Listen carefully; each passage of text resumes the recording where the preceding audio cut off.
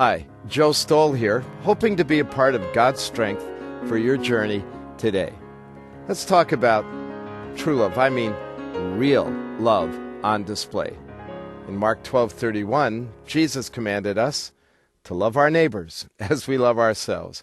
And in John 21, he pointedly asked Peter, "Do you love me?" And then he said, "I'll know you love me, Peter, when you feed my sheep." A few years ago, my wife Martie and I had an opportunity to travel to Hong Kong on a ministry trip.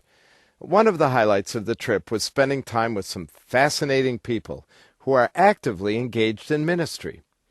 One evening, I spent time with a graduate of Moody Bible Institute who had happened to be in Hong Kong on a brief furlough from his church-planting ministry in the Philippines. He and his wife and two children, one of whom has Down syndrome, work among the poorest of the poor in the slums of Manila. Another Moody grad, whose husband died suddenly after just a few weeks of marriage, stayed in Hong Kong as a missionary. She was on her way to Mongolia to spend a week with some other missionaries to be a resource and an encouragement to them, flying on an airline, get this, that serves yak as the entrée. We also had lunch with Dave and Teresa McGee, who along with their two teenage children had been in Hong Kong for 3 months. David just left a lucrative legal career in Chicago, attended seminary, and then became the pastor of an English-speaking church there in Hong Kong. We also met a veteran missionary couple who had served Christ in Hong Kong for over 35 years and were preparing to retire from the mission. When we asked them what they would do after retirement, they beamed, telling us their plans to go into mainland China to plant a church. I couldn't help but think that Jesus knows he is loved deeply by these people.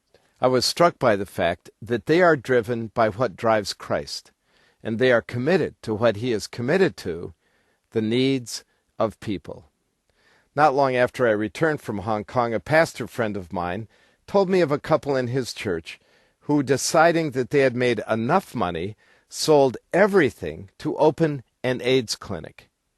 And then of a businessman who turned down a lucrative and much sought-after promotion because it meant the amount of travel would take him away from his children and his family far too much. Now, not all of us will be called to such radical and risky expressions of love for Christ, but he is always interested in our love for him.